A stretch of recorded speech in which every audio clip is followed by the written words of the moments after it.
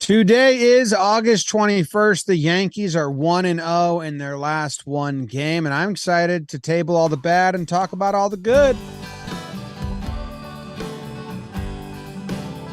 He lied. He lied. I didn't lie. I mean, let's not just let's keep it high on a high note. Jim, I can't. No lies today, man. You got to cut about, that out. Talk about Benintendi. Cut that out. Oh, He's a hero. Couple nice swings out of Benny. He looks great. Today. Future number 2 hitter. I'm Jimmy. That's Jake. BBD's here. Presented to you by SeatGeek. Rob Manfred's currently on the big TV in my house, which stinks. Bring some of that energy. That's what we need.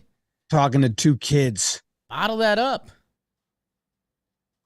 How are you? How was your trip? Jim, I need you, no funny business. This is it. We tabled last episode. It's over. I'm hot. I'm normally soft. I'm soft as hell. I'm charming. People on the street look at me and they're like, that guy is generally soft. I'd like to bump into him if this subway stops short. Yeah, I'm comfortable. Yeah. I woke up at 4 a.m. today. I had a flight at 7 a.m. That got delayed till 11. That flight at 11 got delayed till 3. When I went up to check to see if there's anything we could do about that, my flight got canceled. I got booked on a flight to Dallas. When I walked across the terminal, 30 gates, by the time I got to the gate, that flight had been canceled. Found my way to Atlanta, found my way home. I'm hot. Dad hasn't slept in about 2 weeks. The Yanks have been stinking it up. And we gave them a chance, Jim. I was trying to think of a weird Jake analogy. And I found it. Okay. The Yankees are our child.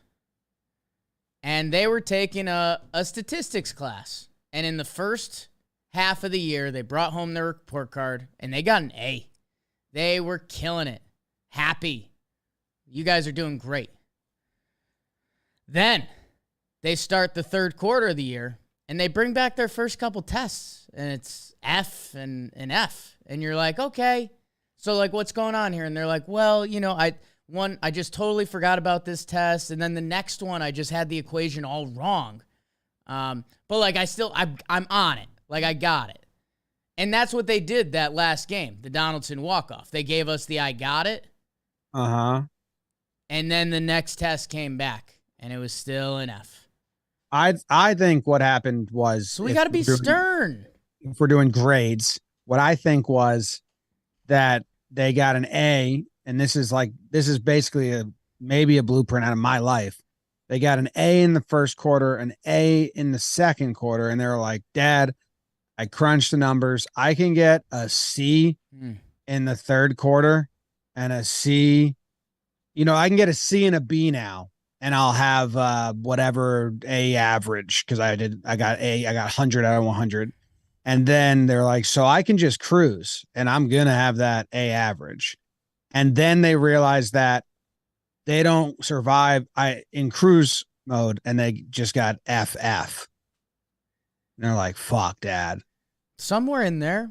I thought I could just cruise through. Turns out I'm only good when I try. Somewhere right between there, yeah. I'm not baseline good. I gotta try to be good. Yeah. Yeah. So we're not doing burns today because, I couldn't think of a more miserable task for you, Jake. To I don't want to go in the box scores of those games. Joe's out. Joe's McFly, a good friend of mine, very good friend of mine, Joe's McFly yesterday didn't watch the game.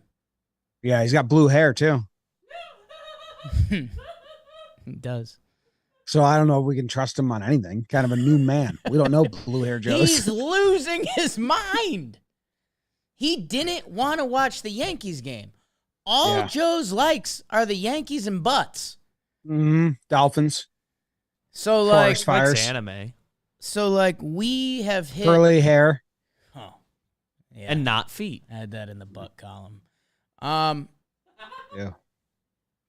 That, yeah, man. I mean, reliving those first three. I just keeping myself dialed as my golf game was this weekend, and occupied during my hellish day of just sweating in different airports across this beautiful country. You know, I rewatched the game recaps. I was like, you know, want to be sharp tonight, and I really wish I didn't.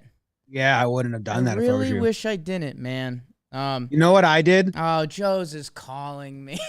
He's been waiting to get us back. Ask him about his blue hair. Joe's, we're live on Talkin Yanks. Hey, Jake, just wanted to know if you could be able to burn Game 3 real quick. I didn't watch it. Thanks. I'll hang up and listen.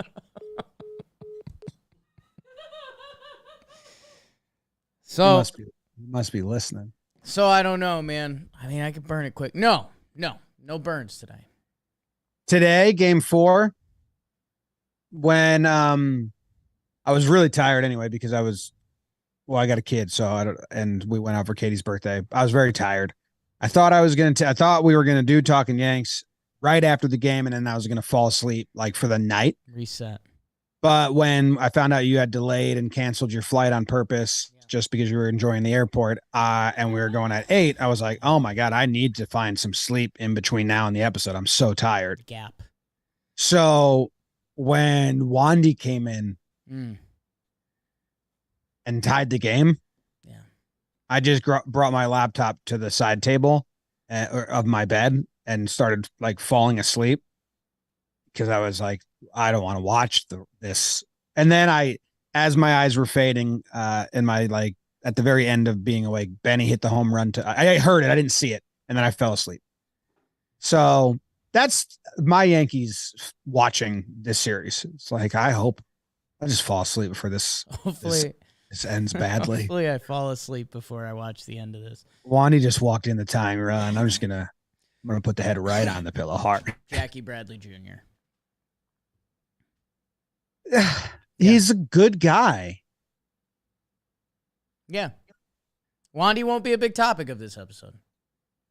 No. Is Efros going on the IL? Jack Curry tweeted it, which means yes. Yeah. Tweeted about if he's going on the AL, the Yankees would recall Clark Schmidt, hypothetically, if that were to happen. Seems like it.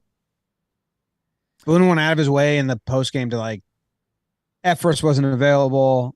And then like 5 questions later, someone was like, why? He was like, oh, he's dealing with an issue. It's like, oh, okay. Yeah. Yeah. We'll find out what it is. I will say, compound ad, Ian Happ, Scott Efros has been on that show a lot. So we have a lot of connections to him. Tom that produces that show is like stoked. Scott Efros came through the office. He talked about in the minor leagues, they were on a you don't pitch back-to-back schedule.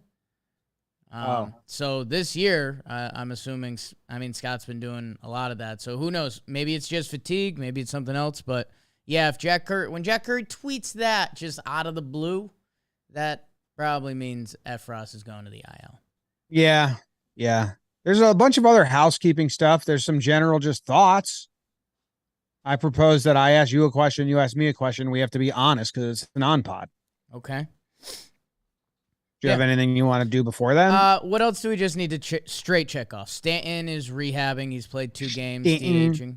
Don't use that voice. Well, you said it real weird. You said it like a chick doing a cheerleader chant. Stanton. Like a feisty Long Island broad. I kind of am a feisty Long Island broad. Yeah. End of the day. Stanton went to the IL. Stanton's rehabbing, okay? We talked about it. Okay? Schmidt's probably getting called up. No. Stanton. Yeah, I don't think there's any other.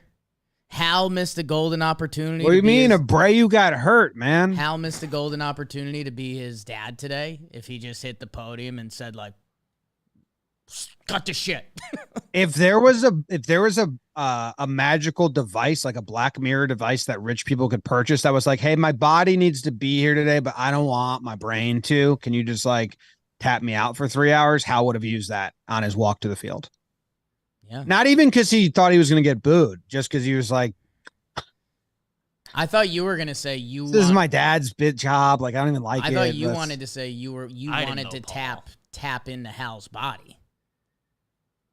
No, I didn't watch the that part of any of the ceremony. Okay. I've gotten a lot better at like, I'm not going to enjoy this, so I'll walk away. I think that's having a kid. I'll be like, James, Right. play a little. Hal's like out. Albert Abreu hurt. O'Neal's number retired. They repainted that wall. Albert Abreu's not actually hurt, but they called up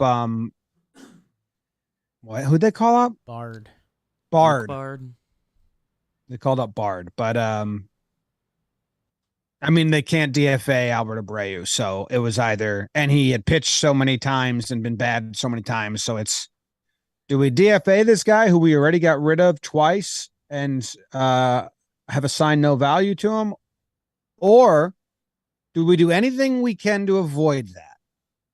So they fans IL'd him, called up Bard. Might 60 damn soon. At a point in the year where they can't add people, so losing him forever, I get it. You don't wanna, but whatever. Phantom. Didn't want to. Should we get into it? Yes. Jim, luckily, if you're looking to get into a line of work like Albert Abreu, check out LinkedIn. Jim, you know this is true. Check my LinkedIn. LinkedIn is a dirty guilt of mine. That's not phrased right. It's a dirty pleasure of mine. I go on my LinkedIn about every other week, and I accept every request. And it's awesome. We have a connection. I love LinkedIn. My sweet Jessica has gone viral on LinkedIn a couple times. Whoops. And she's a huge Yankees fan now because I told her I'm not getting rid of the goatee until they straighten this out. So we have a Yankees fan on our hands. LinkedIn, you guys know it because there's 810 million people on it. Your net worth is your network, Jimmy. Yep. I tell you that a lot. There's simple tools. There's screening questions. It makes it so easy to find jobs or people you're connected to. And, man, those connections pay off. We have our whole company up until this point is basically people that were connected to each other. So go to LinkedIn. LinkedIn Jobs help you find the candidates you want to talk to faster. Did you know every week nearly 40 million job seekers visit LinkedIn? If you have some job listings, why don't you go post them at linkedin.com/Yanks, baby. Ooh. That's linkedin.com/Yanks to post your job for free. Terms and conditions apply. Should we post a LinkedIn job that's like looking for closer? No. Yeah. Do the or Photoshop like at a real least. job. Okay. Like looking for this real job. Yeah. All right. We did use LinkedIn when we hired last time, so. Do you have the first question? I have the first question. Okay. I was going to use it as a joke, but I won't. Okay. I won't. I'll give you one joke. It was just going to be like, who'd you model your goatee after? Broussard or Chris? That would have Chris been Fetter, the backup the dancer that was married to Kevin Federline, and put some Kevin respect on Federline. his name. Actually, no, I think he's the worst. He's like one of the worst. I was trying to Google Kevin Federline's name. I couldn't figure out. Chris Broussard. When you're or trying Kevin, to mock your Kevin Federline source, it ends up backfiring on you. Would have been a good fourth question. I Googled. I also made myself. I Googled skinny goatee guys. I saw a couple guys with bad goatees today, and I was worried they were going to have like a secret Jeep wave I didn't know or something. But oh yeah, they just lick each other. We steered. I mean, like look at each other. Yeah. Yeah. That's a hell of a greeting. My first question, Jake. Yes. What's your panic level on the division? The American League East. Yeah. So I will double check. The AL East lead is 8 games over the Rays and the Blue Jays. You, from Talking Baseball, know more or less where I stand on both these teams. I mean, the Blue Jays are talented, but you were on it first, and I didn't jump on too late. Like, there's a lot of talent, but they've never gone. Like, they didn't make the playoffs last year. And then they gave the whole popcorn thing, and here they are, 10 games over 500, which, that's almost recent. The Rays haven't been a part of this season at all. It feels like we've played the Rays 2 times. Their lineup, they've had a ton of injuries. I kind of got excited for a September Rays team getting healthy and getting their guys back. Wander Franco just got some bad news today that he has no timetable again, so he might be done, and he's like a huge part of their team. My concern level about winning the division. I still think the Yankees are going to win the division at a 85% chance. Now, this isn't my second question. This is just your second question. It's a follow-up. To the first You get question. follow-ups. Yes. Do you think they'll win the division over under 4.5 games? I mean, it really depends on timeline, right? Because I still very much they can't continue playing like this because it's the worst brand of baseball ever. So it's just, how does this end up changing? Do they end up becoming a 500 Yankees team like they had been before this stretch? Do they full figure it out with some of the band back together and they start winning again? Those are probably closer to 50-50 options than we'd like to think. I think it will get under 4 at some point. Okay. I don't know if it finishes there, but yeah.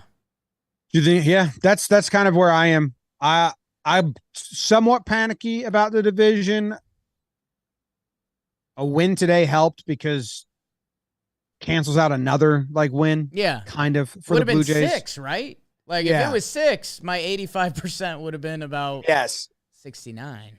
When I went to look at the remainder of schedule, because I had the thought that, all right, well, they're playing tough teams while they're injured and down and out. And then I was like, this team is just like 20. They're going to play 2017. There's a lot of similarities to 2017 team that they're going to play an easy September while guys are getting back. And we're going to be like lied into security again going into the playoffs. And we're literally just repeating Boone error. And I'm not blaming him. That's just how to sample it, like Yankees. So, but then 17's not a good example of a bad Yankees team, though. I mean, that team kind of should have won it all. Yeah, no, but they had a awful the regular July and season August. path. Yes, they had an awful July and August and picked it up in September. That would be fantastic. Yeah. Well, not this bad. This is historically bad. But so that was my one thing was easy schedule. And I was like, they're going to trick us in the playoffs, but the easy schedule I wasn't panicking about the division. Then I went and checked the remainder schedule. Hellish West Coast trip coming up, and it doesn't get any softer. There's one Pittsburgh series, and that's kind of the only team we play that isn't eyeing the playoffs. We do, and I guess the Red Sox, but I think they're 3 games out in the wild card, so I have no idea. It's also the Red Sox. They're going to play the Yankees hard, but it's 2 against Pittsburgh and 4 against Texas after this West Coast trip. So you get Oakland and LA. Usually you'd say you got to win those games, the A's and the Angels, because they're not good teams, but we know how the Yankees do on West Coast trips. And I'm hoping they go 500 on this West Coast trip, even though the teams are bad. You'd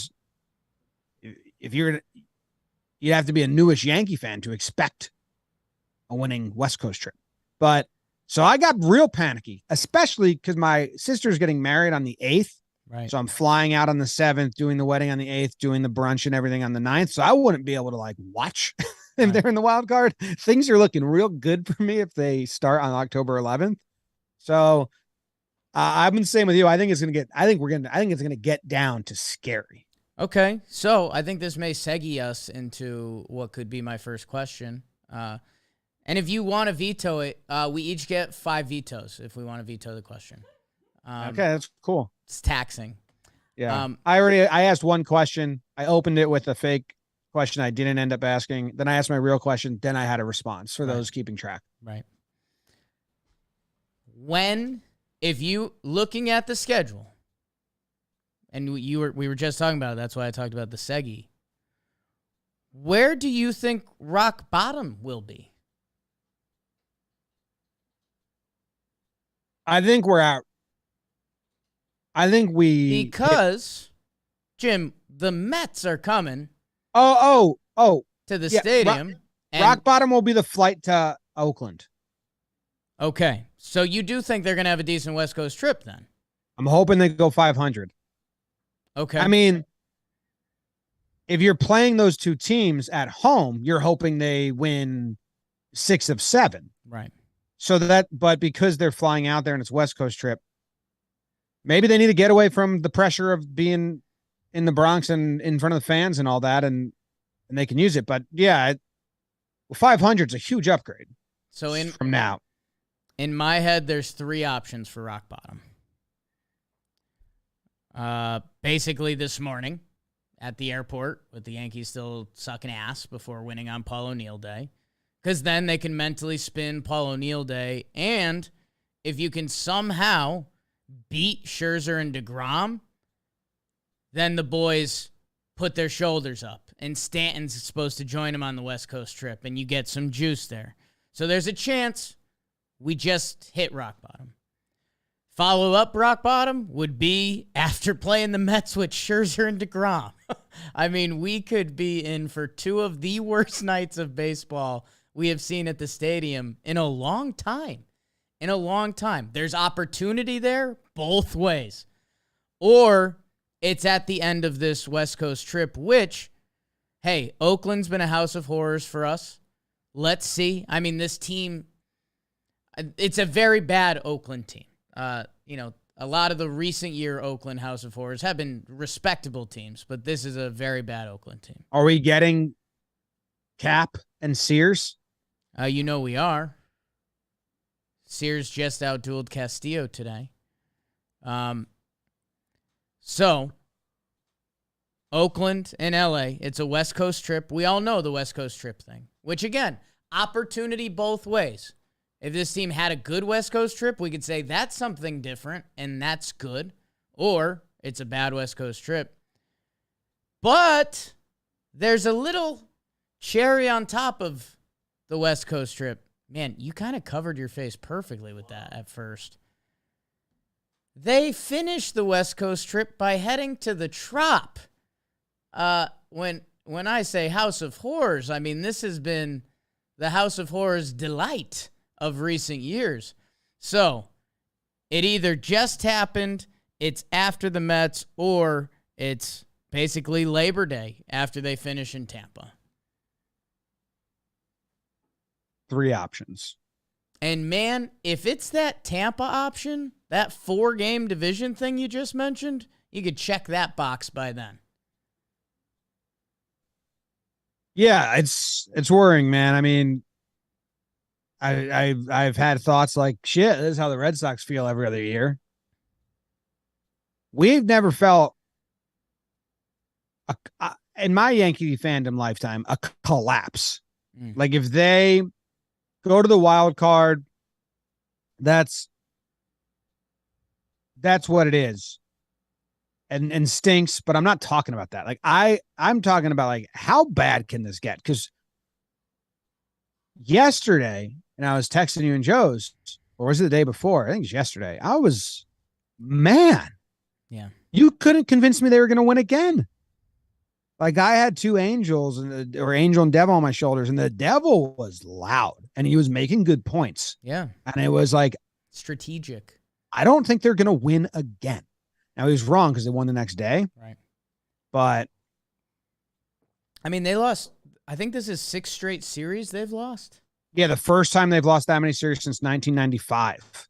So we, at the beginning of the season, after like May, we were like, you've never seen a Yankee team this good. Statistically, for the first 60 games of the season, I remember saying on the podcast, like, if you're a fan, like, you've never seen one. Now, if you're our age or younger, we've never seen a team this bad. Right. After the All-Star break. Correct. The numbers are nuts. Even the things you think they're good in, they're not. They're like 25th in ERA since the All-Star break. But the offense has been so bad that people are like, pitching isn't a problem. It's like, it kind of is also. But the offense is way more. But I mean, I think I said like defense has been horrible. And Joe's said something like defense. And I was like, they just showed a montage of all the fuck ups on the homestand. And it was long and involved like 6 different players. Yeah. Like the offense is number one problem. But man, you couldn't convince me they were going to win again. I was so down on them. Yeah. And sports guy Jake here. Sports Jake, my original AOL name. People forget that. American Online. I mean, that stuff's so contagious. Like the defense being bad is repercussions of the rest of the team sucking. Like Judge admitted that the dugout vibes seem bad. Yeah, they are. It was cool to see the guys having a little piss and vinegar today, but that's not for today's episode, unfortunately. I'm going to have to table that. No, I want to talk about that. Okay. Yeah. I have my second question for you. I'm ready for it. All right, my second question is, why do the Yankees bench players because they're playing so awful, but then use them as a pinch hitter in big spots or start them against the best starting pitcher they see in the series simply because of the hand they swing with? Do the Yankees think being a lefty is bigger than being benched for being bad? I'm like, okay. And I'm in the post-game press conference. Do you believe in hot? I love Kay going down there. Booney's got to be so like this. Yeah, every time Kay's down I almost kind of need to pull you back there because, like, if life was a video game, press conference Michael Kay is like the final boss. Oh, so, yeah. like, I kind of can't give you that credit of you saying you're that. I was being that. And no, but you can't. That's what I'm saying. You don't. That's fair. You don't have enough scars on your back in this industry yet. I don't think I have a single scar on my back. I got one on my armpit. Do you want me to address the question? Yes. There's 2 things going on. There's either an internal fight in the Yankees organization that we have no idea about of Aaron Boone taking his chance to rebel against some of their group decision makers in big moments to kind of throw darts. We saw it with the Joey Gallo pinch hit. We saw it with the Aaron Hicks pinch hit. I mean, guys that were at the bottom of their bottom, and you know I don't like saying that, and putting them into a big position. So it's either Boone sending that shot across the bow, and, you know, the other tie to that theory would be getting into Oswaldo, who, you know, I know the stick hasn't gone yet, but the kid has flashed the leather now at 3 really tough positions to play, which, you know, that starts to lead us into the kid, so I don't know how far I want to end up down there. The other option would be that the Yankees, who have been so formulaic through recent years, decided that they needed like baseball isn't all formulas, it's a sport. That they decided to give themselves like a 2% random button that they can hit at times, like a spark button. And that's what they tried to do in those situations, that they were like, well, you know, it's almost them bringing back to Michael Kay. It's almost the like, do you believe in do?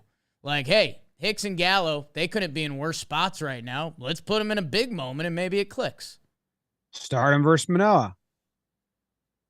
Makes no sense. Yeah. Like it's not a winning thought process. Well, our righties have no shot against this guy. So let's just start Hicks. Didn't you just bench him because he's been awful? But our righties have no shot against this guy. So why don't we just start Hicks? What? So both your options you think are bad? Oh. And I mean, couldn't they have started Florial? So it's not even lefty-righty. Yeah. I know you're not a big Florial guy, but that's your other option currently.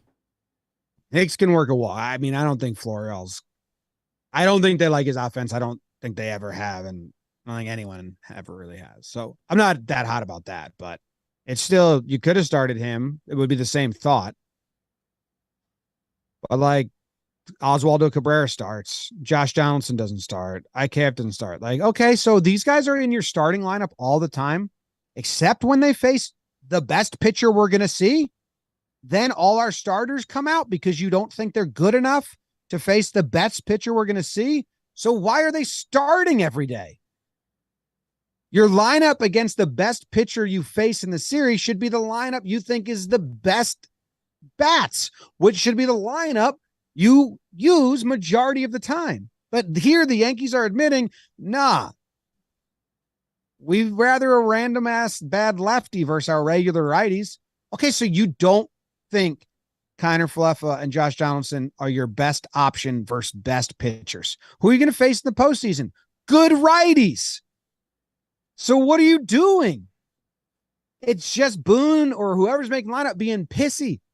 Like, I think they're rebelling. I think this is like when they asked Joe Girardi, how come you keep playing Chris Carter? And Joe Girardi says, I can only play who they give me. I don't have control over my options. I think that's what we're seeing here. Because this lineup was stupid. It was like Boone shouting, the guys I have stink. So I got to replace them with the guys that we bench because they stink. Yeah. How are you going to play not your best lineup versus the best pitcher? If Hicks was hot and we had good lefties, sure. Right. Who are they going to see in the postseason? Yeah. The only counter to that is Manoah's splits are drastic. So in the postseason, whoever is on the bench that's a lefty is going to start over our guys? I think some of the Yankees analytics would believe in that, yeah. And I mean, so that's just a Jimmy, dumb the guys you just mentioned aren't exactly tearing it up. That's my point, Jake. Right. So then what's the answer, I guess? Replace the players. Right. Oswaldo Cabrera comes up, starts against a tough hitter because he's a lefty. He starts at shortstop twice. Like, if you don't trust IKF against a tough righty and you'd rather play anyone else, then figure out a new guy.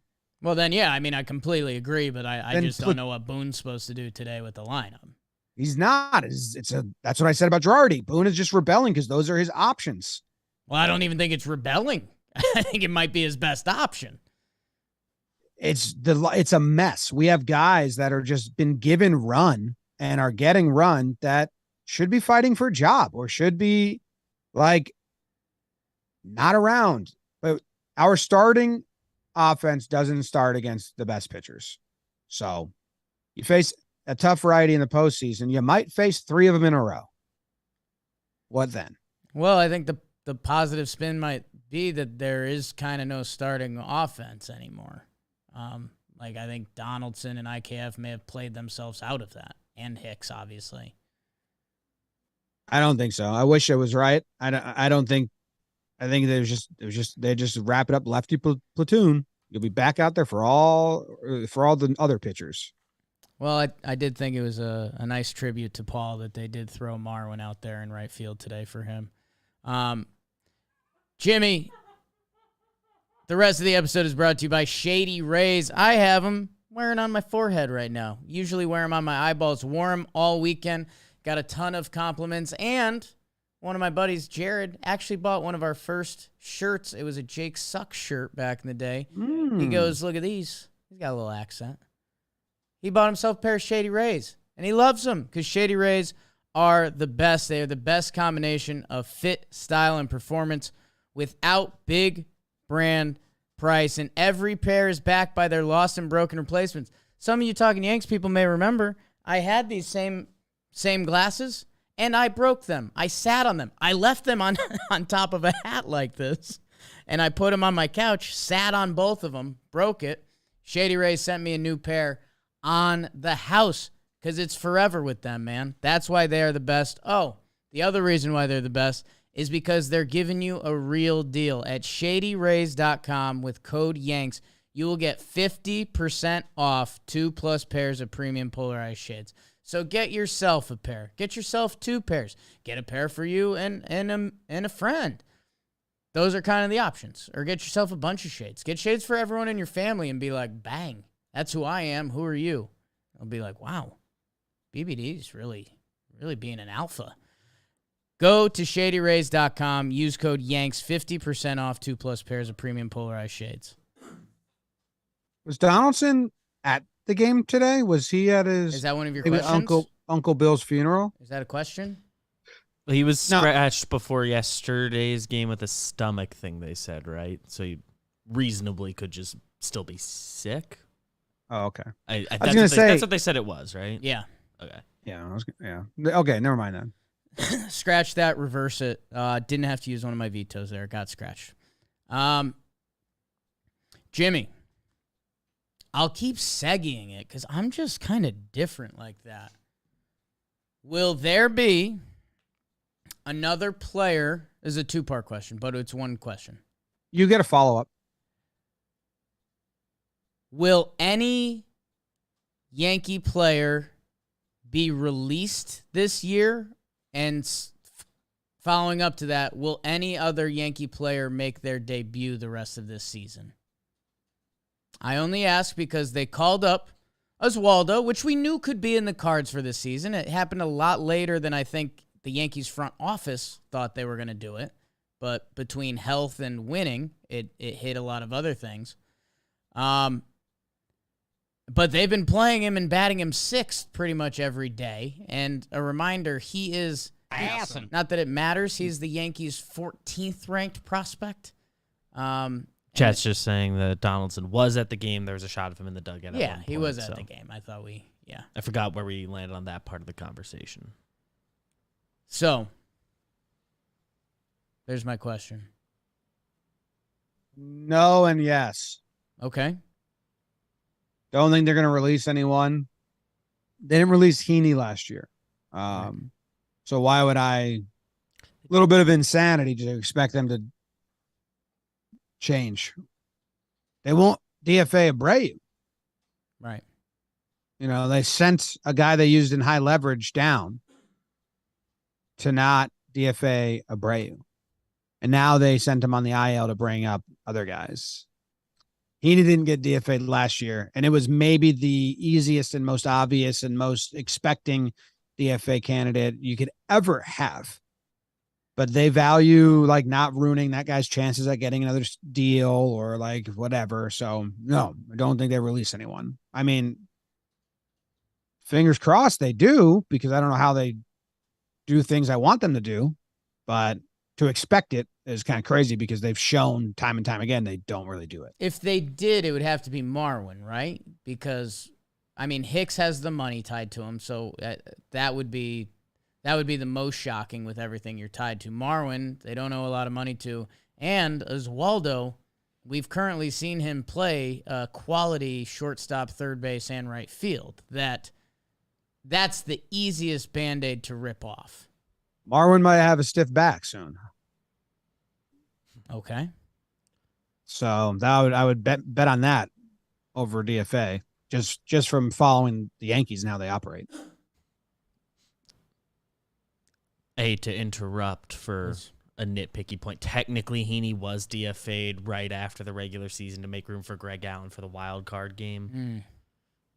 But that's my bad. During the regular season, they didn't DFA him when they could. That's my bad. When they were hiding Greg Allen all. YouTube comments will. Hiding Greg Allen for 3 months last year.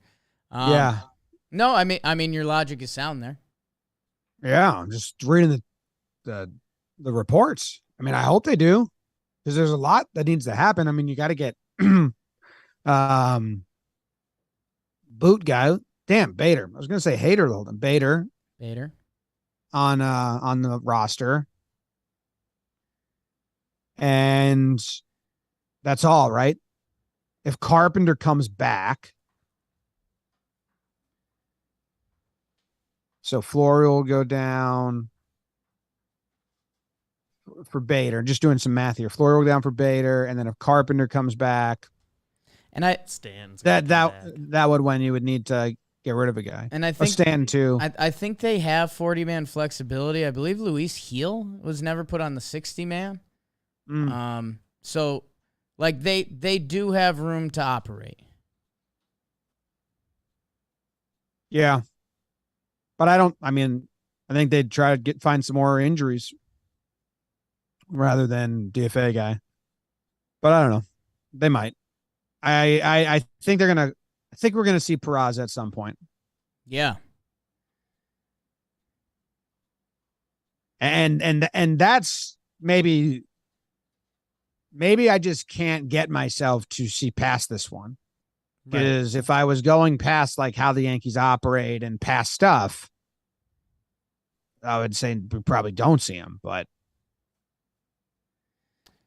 kind of have to. Well, Jim, at the end of the day, we are decently logical cats. I always like to tell people, if you're looking for an apartment, hit me up. I'm pretty good at putting the pieces of that puzzle together. Where do you want to live? What commute do you want? What are you willing to pay? What amenities do you like? What matters to you? I can put that. Love your mother. I can put that in a blender pretty quickly and get you where you need to be.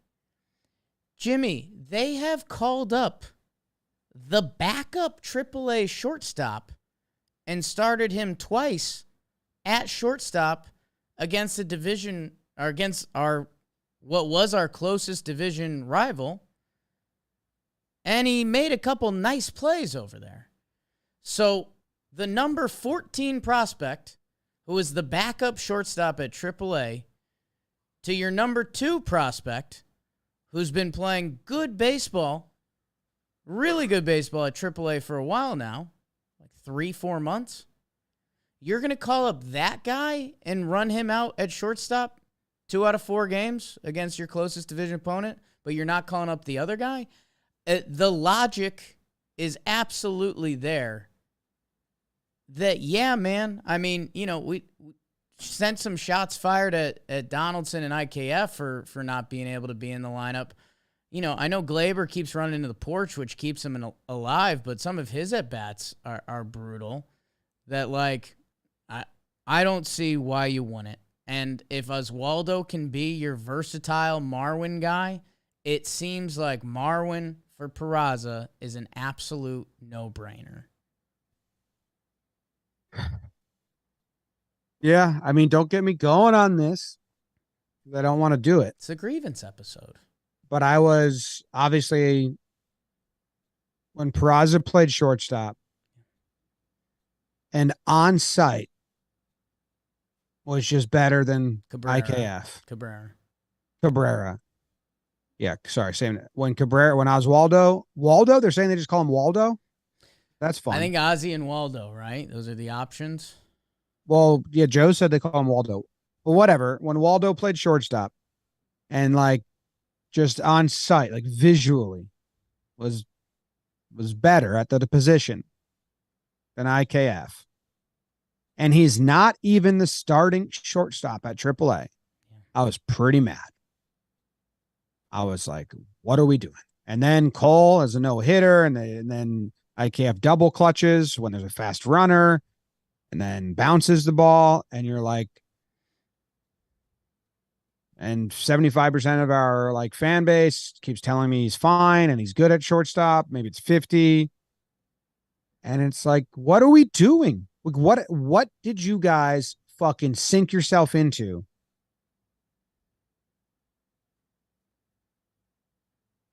I don't know. I think some people's that were defending IKF at shortstop, and then they see the rookie come up and how fluid he is and confident and like knows exactly what he wants to do on slow rollers and all that, no double pump. I bet there's some people that were like, oh, yeah, okay, I see it now. IKF doesn't look like that. He's stiff, he's scared, and he double pumps before every throw. But I don't know, because I've been like gaslit or on the situation all season. But I was pretty like, what the fuck? This is not even the starter down in AAA? Yeah. And it looks so much different? Yeah. Yeah, and that's where, man, I know I was telling you, Shackle mentioned it to me the other day, and where we're at with Donaldson and IKF, I mean, why not open up the board? Like, it's it's something that I do think the Yankees have been missing, and it's like, it used to be the benching guys. Remember when the Yankees used to bench guys after having a good game, and we were like, oh my God. And then I truly think that's what broke Gallo, was when he had a good game. He had like a nice homer that helped win the game, and he got benched the next day. I think that's what completely shattered him, and he was just shocked. We should reward guys who play well, and that's how you should make the lineup. Like, that's kind of some baseball 101 stuff that the Yankees have ignored. I do think that by putting Oswaldo at shortstop, because here's what they said. They obviously wanted the lefties over the righties, right? But that means Marwin and the rookie are getting at-bats over you if you're IKF and you're Josh Donaldson. Dude, Gallo and Hicks, in the worst slumps a human can have, got at-bats over. Yeah, but they sugarcoated that by saying we were looking for the walk. But still. But don't treat that like an answer. That's what they said. I know, but you can't. Don't treat it like it's a good answer. It's not. Yeah. I'm just saying IKF and Donaldson probably convinced themselves of that. Like, they probably believed it themselves. They could have started Oswaldo in right field because he had played there, right, and kept IKF at short. Or they could have started him at third base because Josh Donaldson was getting the day off. But they haven't done that, right? What? Started IKF at third? No, I'm saying Cabrera. Oh, okay. Like, he's so versatile, he could have played right everywhere. You could have had just Marwin play at shortstop for IKF because it's the same thing, right? And he looked good and right. I think it's the first like test moment where maybe IKF is like, oh wait, because Marwin's bat didn't need to be in the lineup. Nice bunt. Yeah, good. It was a good bunt. They need to do that more. But yeah, whatever. I'm tired of saying the same thing all season. I wish they would have addressed it when they were rolling and they were hot. And we said there's only two guys that really, like, they should be taken care of right now. And it was IKF and Hicks. And they were just like, well, we're winning with them. We're winning with them. Okay. But now we lose some of the bigger bats, and now, like, we got just duds. Yeah. Oswaldo Cabrera hit a ball. His first big league hit was harder than any ball IKF's hit this season. I think it would have been the fifth hardest hit ball in IKF's career, which is he's in his fifth year in the show, I think.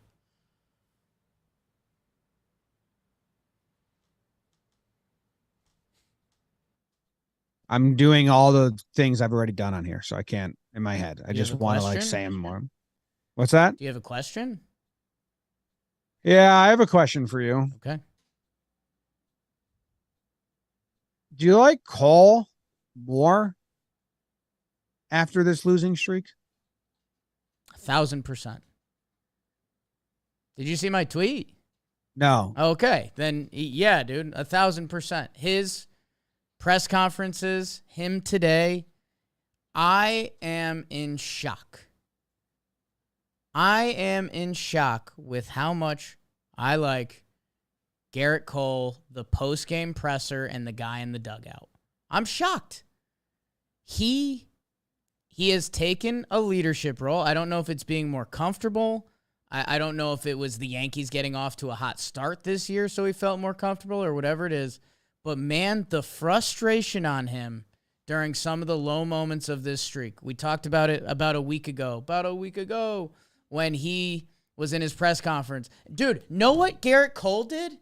Do you remember when the Yankees traded for IKF and Donaldson, and we did our podcast, and Peter Moylan basically poisoned me, and then Dan Rourke came up to us in sad robot mode and said, this could be a good trade for the Yankees.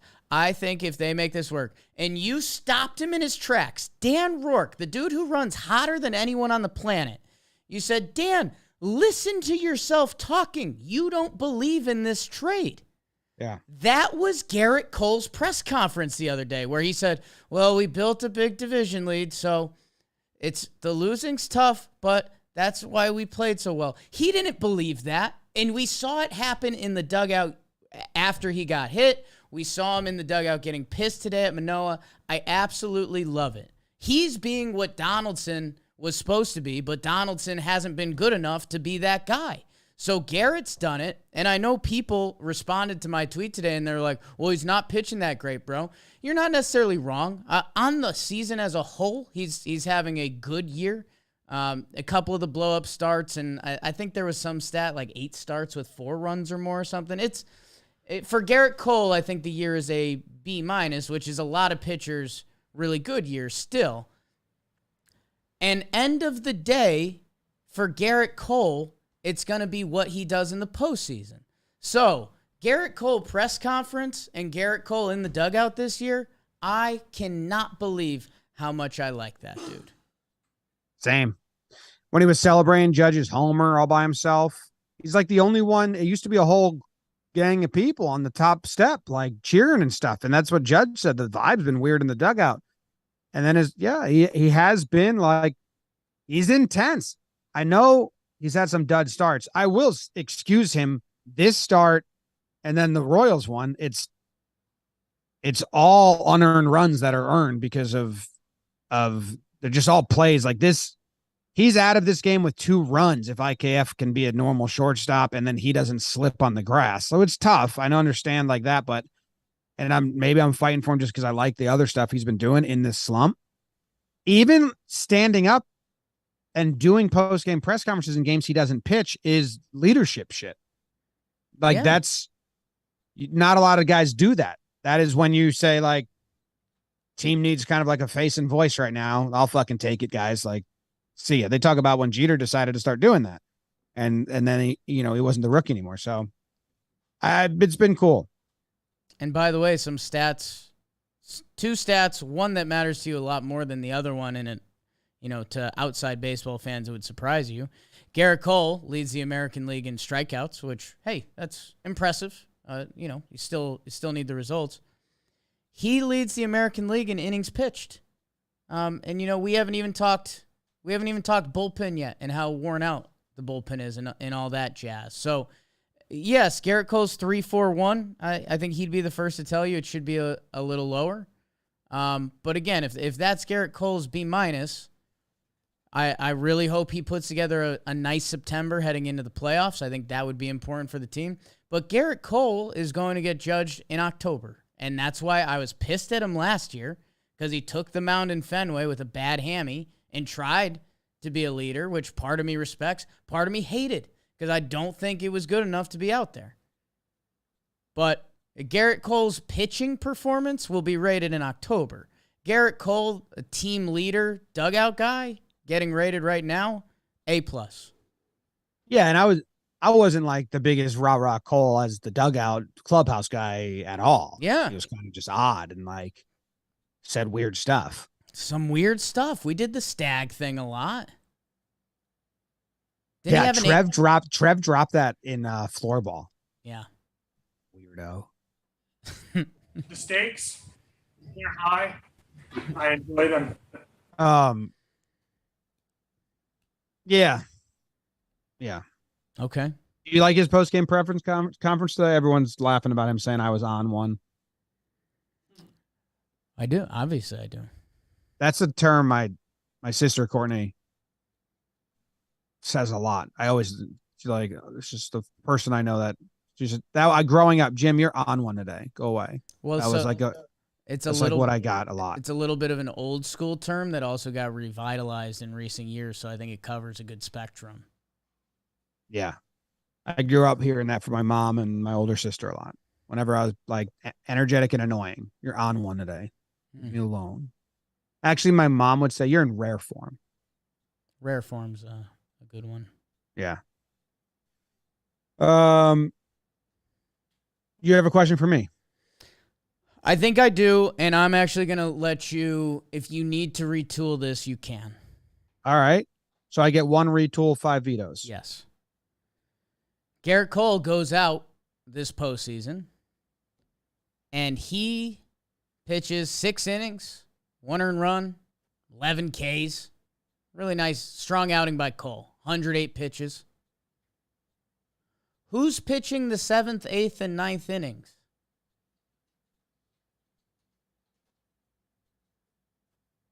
It's the divisional series? Yeah. Okay, the 7th, 8th, and 9th inning in the divisional series will be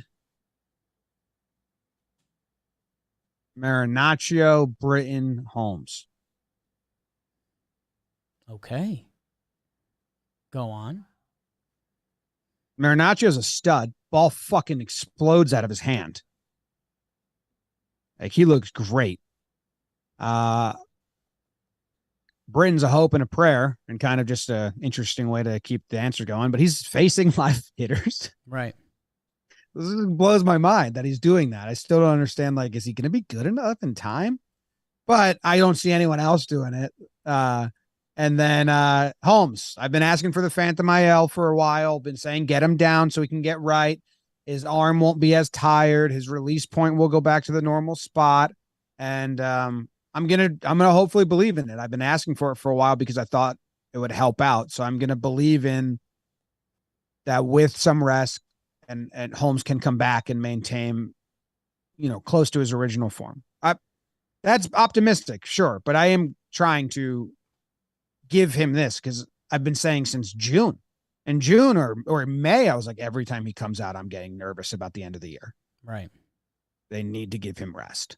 So hopefully the rest helps. And that's almost every reliever. So no Chapman, no Efros, Trevino. Well, yeah, they might have to split innings. I don't know. But I like Efros. We'll see what this injury is and how he comes back from that. Trevino was good today. Otherwise, Chappie and Loizaga, no. I have no faith in them right now. Chappie did earn it back, and I feel stupid. Yeah. Like, I did think, okay, like, he found his fastball. He's locating. He's throwing with conviction. And then he got back into the closer role. It just sucked. Yeah. I was like, what, man? How'd you trick me again? Like, how did you do that? It's bullpen, man. It's why it's a completely unfair question. I do think, man, whatever Socials isn't allowed to post that because they won't understand the nuance of it. Whatever the answer is, 7th and 8th inning, I think you could almost get by telling me anything. Like, you threw out Ron Marinaccio, go look at that stat page and go look how he's looked. I can buy into that, absolutely. I think that's the only one that isn't going to surprise people. It's the bullpen, and he's young, so you just can't. You just can't. You just hope it continues. He's only given up 10 hits in 30 innings. There are 14 walks there, but he's been electric. Ball pops out of his hand. Ball pops out of his hand. He attacks the strike zone. I think we got thrown off by his kind of sexy vampire look a little bit. But yeah, I mean, Disco Ron has currently earned that. Clay Holmes, you just have to constantly circle and think back to, man, when this team was going nuts, the rest of the bullpen really wasn't special. Wandy was going, but it was Clay Holmes. Mike King, obviously Mike King, and then he got hurt. But even even after that a little bit, it was Clay Holmes. So it's pretty wild that we've ended up here. And yeah, man, I mean, you talk about Chapman winning you back over in a week and a half or so. I mean, Clay Holmes can win us back over with 2 good appearances.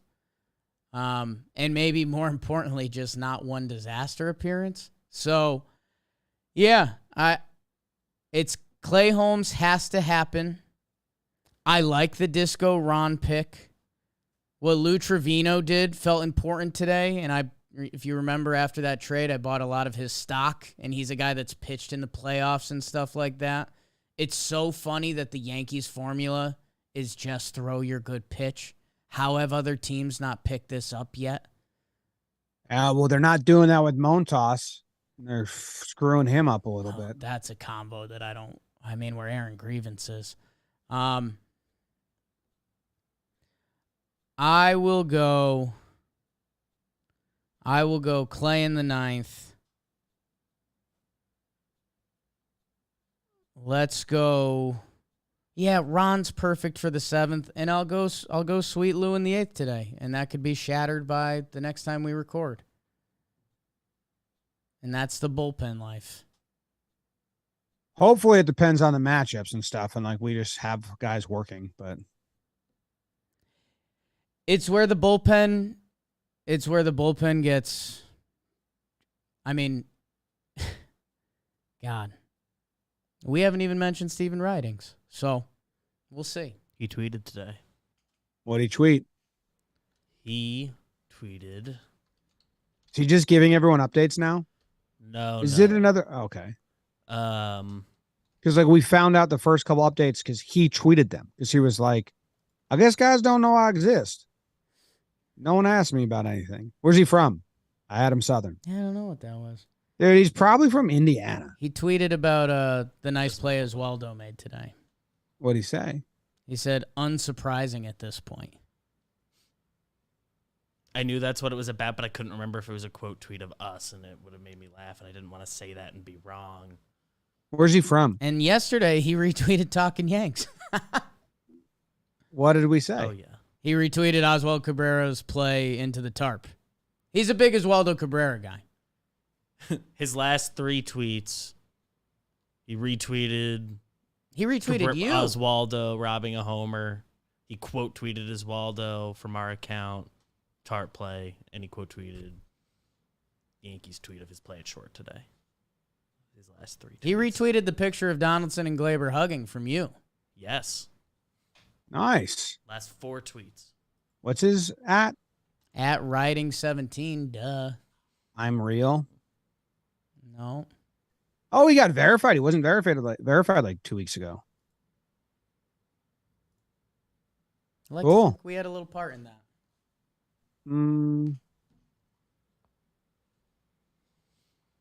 Good shit. All right. Well, hopefully he's around.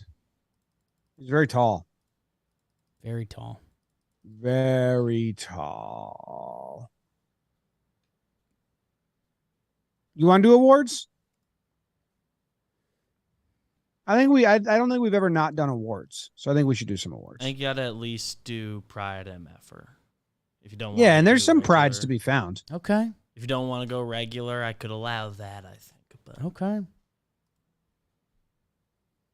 Now let's do awards. Quick awards brought to you by Floorball on the JM Warehouse channel. I think it's us in the semifinals tomorrow. Huge game tomorrow. Huge game. Us versus Trevor Plouffe, Nicky Cass, Ben DiNucci, the backup quarterback from the Cowboys, and Dalton Feely, your favorite forgotten rotten that you forgot about. I mean, what a matchup. Me, Jake, my high school hockey teammate, and Jake's old roommate, Kraus, and Sam. What a matchup. So check out Floorball on the Warehouse games. It's very intense. Tomorrow night at 6, I believe. 6 Eastern. It's very real. The premiere. I'll be in the live chat, probably. Think I have a fantasy draft. I'll be there. Pride of the Yankees. Pride of the Yankees. Pride of the Yankees. Yeah. You get to go first, man. Ooh, my pride of the Yankees, huh? Sheesh.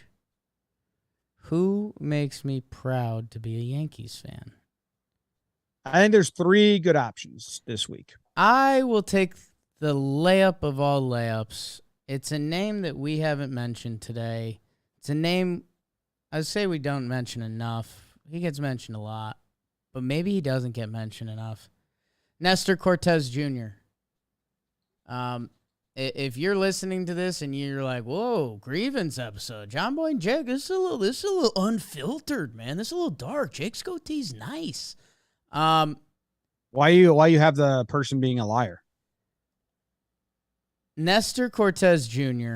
on Paul O'Neill retirement day, potential 4-game sweep, potential worst stretch of Yankee baseball in 30 years or whatever it was.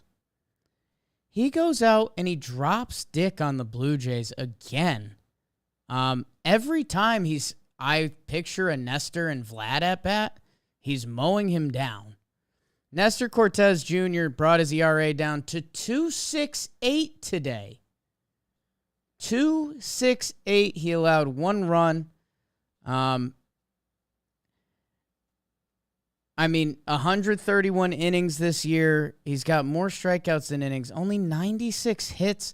The guy, he's El Duque, man. That's the only thing that I have in my brain. I know sometimes I like to over-compare things. Obviously, lefty-righty, and El Duque had the signature leg kick, while Nestor every now and then will mix in some funny business. But like you pointed out earlier in the year, Jim, he really doesn't. Like today, in that final inning, like it wasn't funny business. It was, I'm going to strike out the side to finish my day in the 6th inning in the heart of your order when the team needs it on a big day. So like Nestor Cortez Jr., he could be the pride of this season, and Aaron Judge is chasing the home run record. Ooh, they did say that on the broadcast. They were like, him and Judge are the 2 guys. But good pick, good pride. I had him locked as a pride for sure. And did you see my tweet about his slider?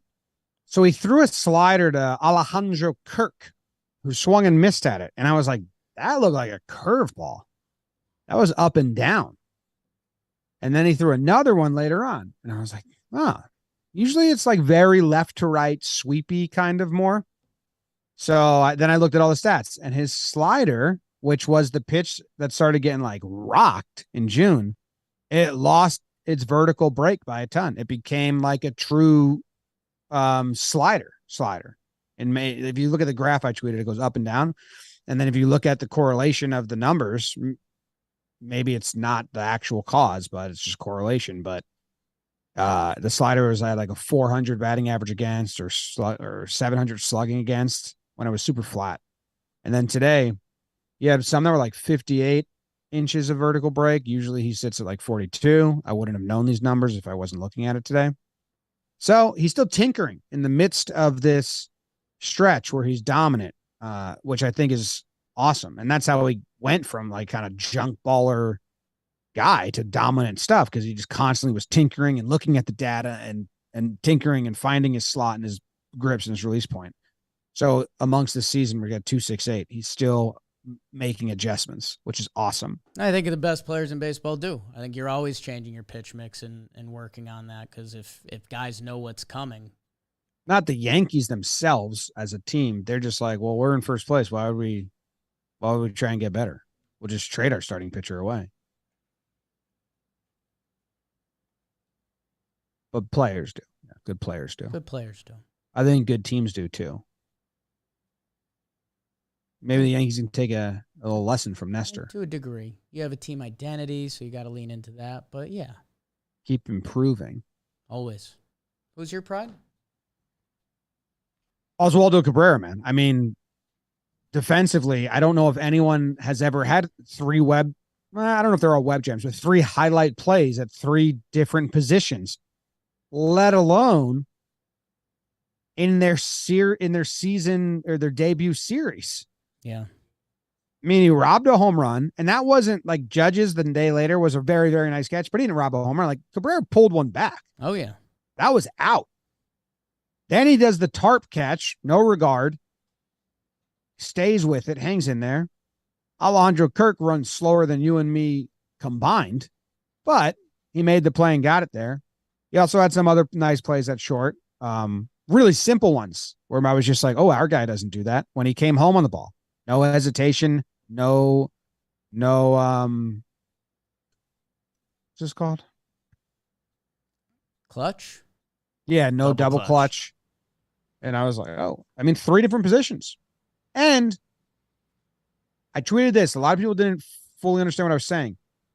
The most bravado we've seen from a rookie making his debut as a Yankee since, and this was the real answer, Jabba Chamberlain. And some people are like, what about Judge? And I'm like, Judge is the Yankee way. He's the exact opposite of bravado. Like, and I like that. I need that too.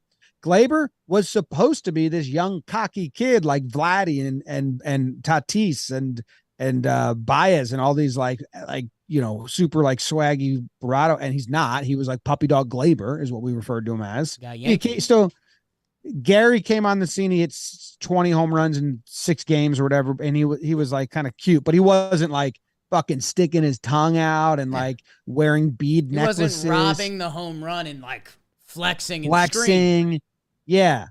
If when Oswaldo runs into one, he's gonna like, the bad flip's gonna be there.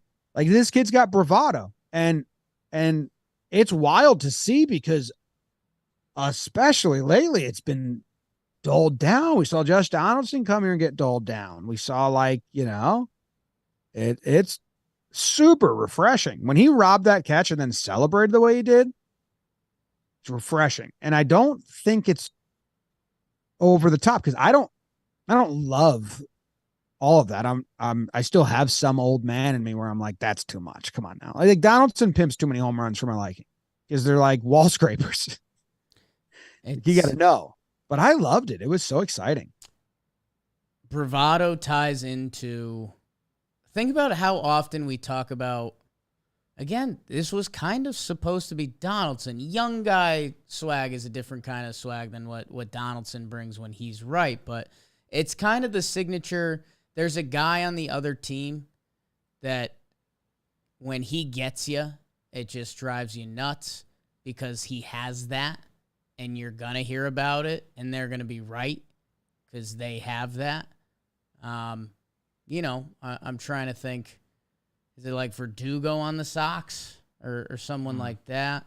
Well, there's from 2001, there's that documentary about the 2001 team, 9 innings from ground zero. And the guy in the Diamondbacks, oh shit, I'm blanking on who it is. Very famous Diamondback player that was part of that team. He says, Yankees came into town and they were just so confident, but it didn't come all across as cocky. It just came all across as confident. And it's almost like that, but I think the spin I want to do is it's not directed at anyone else. Like Manoah, right. I like Manoah. He's badass, but all of his energy of bravado-ness is directed at the other team. He's always yelling, puffing his chest, and it's always like he needs a combatant to puff it, to do his bravado mode. But the way Cabrera did and other guys, it was literally just for himself. And for the team. That's why Steven Ridings is tweeting about it. Because he likes that guy. And it wasn't like at anyone else. Like he didn't rob the home run or like, you know what I mean? Yeah. It was cool. It's a fine line and maybe some people are just thinking I'm diving way too deep into it because I don't always love that shit, but it was so refreshing. Need some of it. Yeah. My dad texted today during one of his at-bats and just said, look, Cabrera's got some Soto in just the way he stands. Yeah, he was doing the shuffle a little bit. He had some good at-bats. I know that the numbers aren't there yet. I think 3 hits over the course of the series. Not any walks.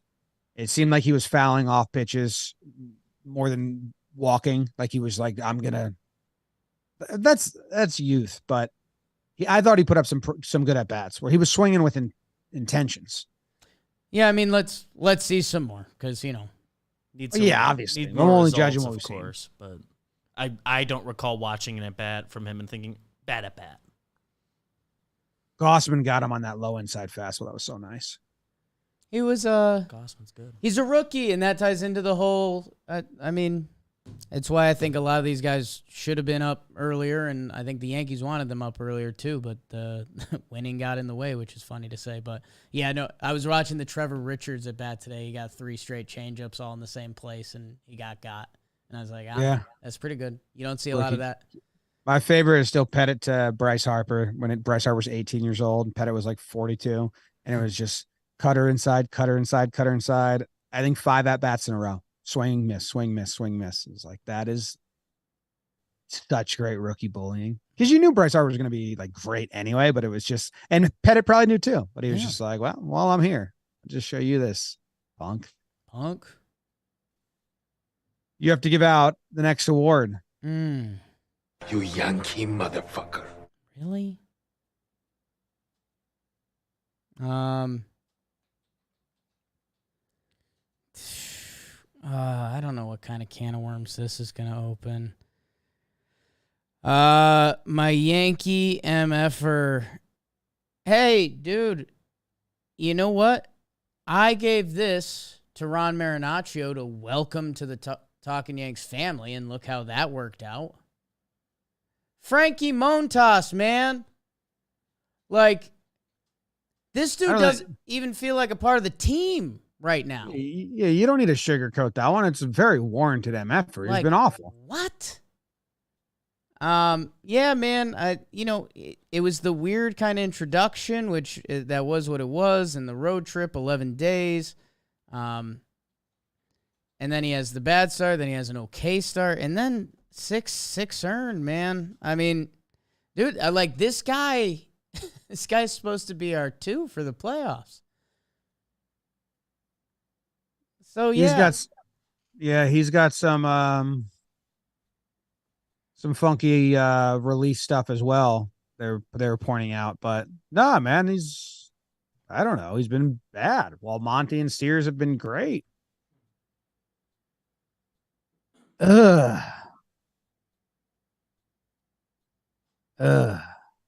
Joey Gallo also tearing it up. Great catch in left field today. They are messing with Montas's fastball usage. He loves his split. Or no, hold on. He used to mix it up a lot. They're having him throw his 4-seam more. They were trying to up his 4-seam, and then last start they said, fuck that. He threw a bunch of pitches last night. I don't know, man. I really don't know enough about him to critique like his usage. The splitter is nasty, but it seems like he doesn't like overdo that. Like he doesn't like it as his premier or even his secondary. I guess he's got to throw the fastballs.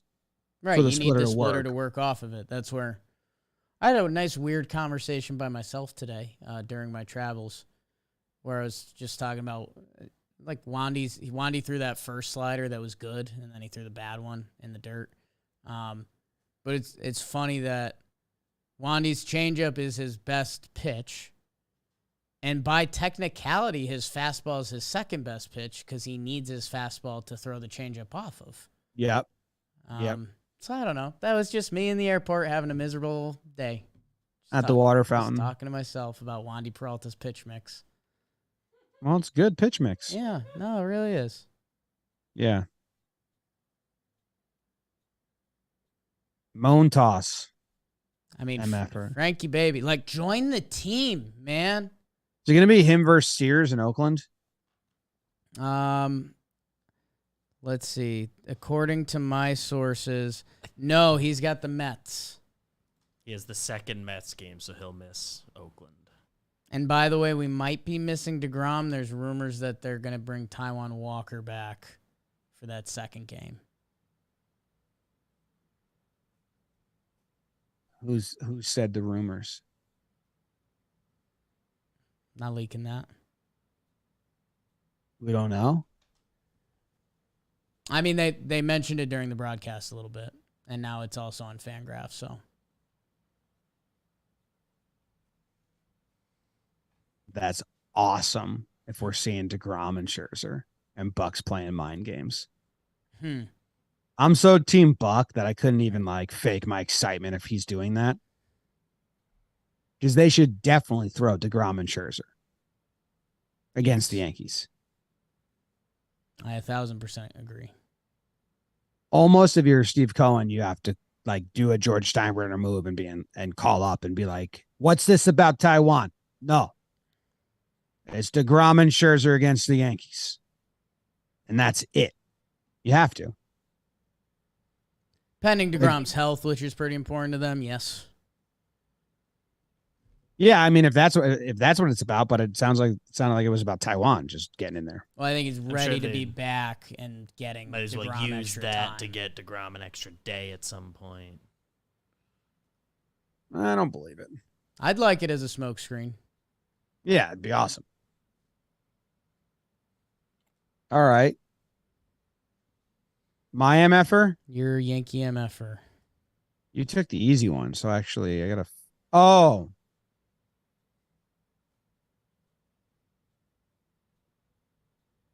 Well, he only appeared in one game, so maybe that doesn't work. Mm.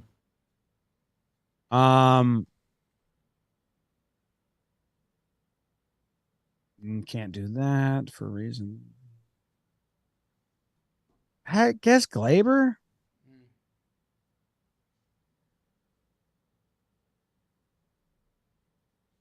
I guess, I mean, so he did hit the home run, which short porch job and all that. His swings have just looked like Glaber. It looks so much not like his swing, where I visibly a couple of times been like, that's Glaber? He's swinging like a whip. Like his bat looks like he's doing like a whip on like a horse's ass, like it's so quick and like violent. Almost looks more like Andujar sometimes than him. Like he's usually a pretty controlled swing. Like he can change his approach mid-pitch and stuff. Just looks weird, off. It looks so off that hitting coach or someone could go pull up like side by sides and be like, let's get you back to this. It's been the same song and dance for the Gleyber Torres experience, that whenever it looks like he's not trying to do too much, he plays great baseball. Whenever he tries to do too much, it looks like he plays awful baseball. And I mean, again, shout out to Rooks for popping on last week. And like, Rooks was like, it's driving him a little nuts, man. Like it's tough at bats to watch. I just Googled Gleyber Torres home run. And it's two hands on the bat, under control, into the right center field bullpen. And it just, when he does that, he's a beautiful baseball artist. But yeah, every swing, the bat's going flying. It's out of control. He's swinging at like every first pitch. It's just he's the fun part of this Yankee season is like what bad thing is getting ignored by other bad things. Like, dude, Joey Gallo was a shield for a lot of these guys for so long. And now the shield's gone and the winning's gone. And man, oh man. Yeah. Yeah. So he's my MFer. Okay. I want to give out an award. Okay. So if you want to give one out, you get to go first. Okay. 123. Last 3 eps for Glaber. MF for pride, MFer. How about it? Shame to flame to shame. How did he get pride? Baseball Yeah, Susan. the best numbers last series. It was weird. Stumbled into it. Someone had to win it. You go, man. Chat's starting to wind down a little bit. What do you got? What do you got to get off your chest? Chat's winding down. What does that mean? They're leaving? A little bit. 1% of the people that listen to the show. Hell yeah. I just want to give Trevi some love. Trevino had a good series, and he's been playing well amongst this. Like what's the award? Well, we're not doing awards, I guess, so I won't do one. Just give Trevi some love. Get it off my chest. He is like, he's not ever going to be able to be leaned on to win you games and series offensively. I know he has singular games, like he went off a couple times, but he has a 273 average, a 333 on base. He kept just getting on base and getting hits, and it felt like it. And it's almost like he's able to maintain status quo or like his production, and he never put the pressure on himself, or he comes to task with the pressure. But where Gleyber just can't maintain his, this is what I provide, I will do this. He always is like, fuck, stands out. I'm hitting 4-hole now. Bam, I got to go bigger. And I thought it's cool that Trevino is just not gone away. He's not pulling up the first half numbers, but it was a good series for him. It's hustling. I mean, he beats out the ball to Chapman today. He's running around the bases after that. He was celebrating the Benny home run. That was awesome. I mean, he's just awesome. I mean, that's when we were originally talking about this, I thought we'd go almost position by position a little bit. And catcher's still, like, just absolutely fine, if not a plus. So, yeah, I mean, if we're complimenting guys, the other guy that got missed kind of through the episode, we talked about him a little bit, was Lou Trevino. And what an effort he gave today. My goodness. He could have been a pride. Yeah. Booney's press conference, they're like, what was your plan? Like, we didn't have one. And then when Loiza couldn't finish it, and then Wandy, he was like, that was all we had. Yeah. He said Efros wasn't available and Chappie wasn't an option because he made it. He said something about like Chappie's, like, did Chappie lose your trust again? He was like, yep. I don't know. I didn't forget what he actually said. Whatever the exact quote is, but what is it? No, just whatever the exact quote is. Yeah, I don't know the exact quote, but Chappie was just in timeout. Been a lot of guys going into timeout. Yeah. 2 games against the Mets. No hitter. Maybe, dude.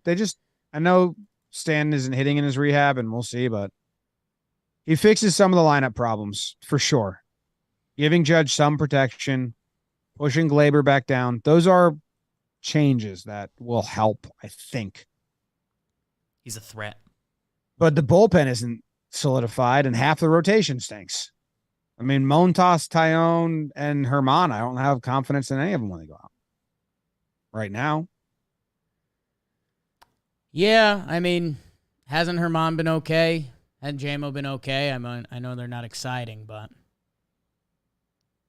I don't know. I think Domingo had his most recent start. I think it's a bad line, right? Right. Tampa wasn't great, but again, it's kind of burying other problems with other problems. Being shielded. Yeah, I mean, JMO's, he's got 2 7-innings pitched, 3 earned runs. It's good. Surrounded by some not good starts. Like his ERA this month is 5.3.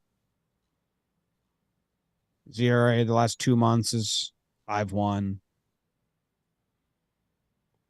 Offense needs to be clicking to win a JMO start. Yeah, his last 7, 3.99. There's a lot of ways to cut it up. You and I haven't been eye-to-eye on JMO for a while, so we don't need to do that. Yeah. Cole and Nestor, those are the only I have confidence in. Give me Sevy back. When's that date? Like not till September 12th? He's throwing BP and stuff? Yeah, him and Stanton are facing off Tuesday. Maybe that's why Sevy didn't want to look at the map. Yeah. The calendar. I didn't want to look at the map. You'll be back then. And he was like, well, a month earlier, I'll be good. Yeah. Funny business. Kind of. Bummer. All right. I think the midweek episode is going to be pushed back to Wednesday with sharp stats and all that because Tuesday night we're doing the Mets recap. So the next episode will be the Mets recap, and then we'll do the midweek episode. It'll be the normal midweek episode. I forget where we land on it. Are we releasing it Thursday? I was thinking record Wednesday, release Thursday to let the other one breathe, but we'll figure that out.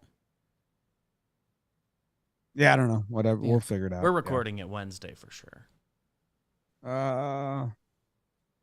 Yeah, we'll figure that out. All right. See ya. Go Yanks.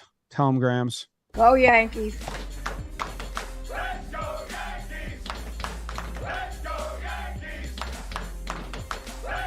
Yankees! Let's go, Thanks, everyone.